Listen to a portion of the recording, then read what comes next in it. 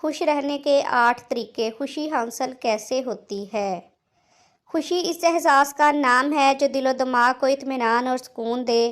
خوشی کیسے حاصل ہوتی ہے، اس حوالے سے لوگوں کے مختلف آئیڈیاز ہیں۔ مثلاً کچھ لوگ صرف دولت کو خوشی کی وجہ سمجھتے ہیں، حالانکہ دولت سے خوشیاں نہیں خریدی جا سکتی۔ کئی امیر کبیر لوگ طرح طرح کی بیماریوں، گھریلو ناچاکیوں، کاروباری رنجشوں، بھتہ خوروں کی دھمکیوں میں گھرے ہوتے ہیں۔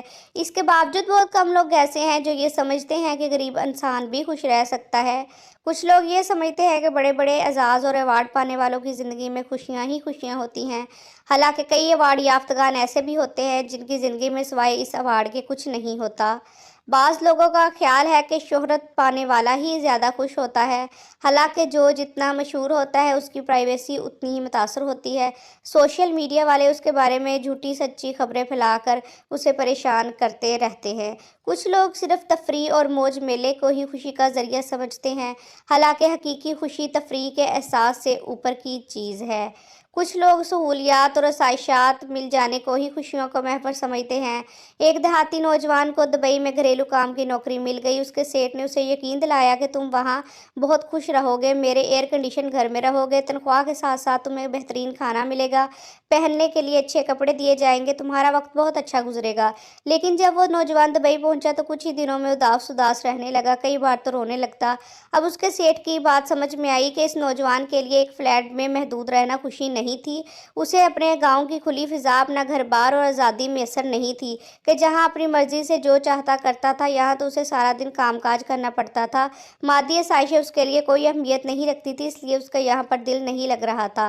بعضوں کو گناہ کی لذت میں شیطانی خوشی محسوس ہوتی ہے، کچھ خوش نصیبوں کو نیکیوں میں خوشی ملتی ہے۔ مثلاً جب حضرت عمر رضی اللہ تعالیٰ عنہ نے بارگاہ رسالت میں حاضر ہو کر بلند آواز سے کلمہ پڑھا تو حضور اکرم نے خوشی کی وجہ سے نعرہ تکبیر بلند فرمایا اور تمام حاضرین نے اس زور سے اللہ اکبر کا نعرہ مارا کہ مکہ کی پہاڑیاں گونج اٹھیں۔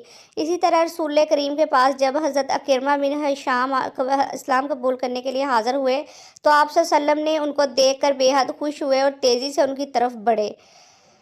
خوش رہنے کے 8 طریقے۔ غم اسی وقت ہمیں غمگین کرتا ہے جب ہم اسے محسوس کرتے ہیں، اسی طرح خوشی بھی ہمیں اسی وقت خوش کرے گی جب ہم اسے محسوس کریں گے۔ خوش رہنے کے لیے ان طریقوں پر عمل مفید ہے۔ نمبر 1، اپنے پاس موجود نعمتوں کا احساس کیجیے، اپنے رب کریم کے شکر گزار بندے بن جائیں۔ شکر نعمتوں میں اضافے کے ساتھ ساتھ انسان کو خوشیوں سے بھی نوازتا ہے۔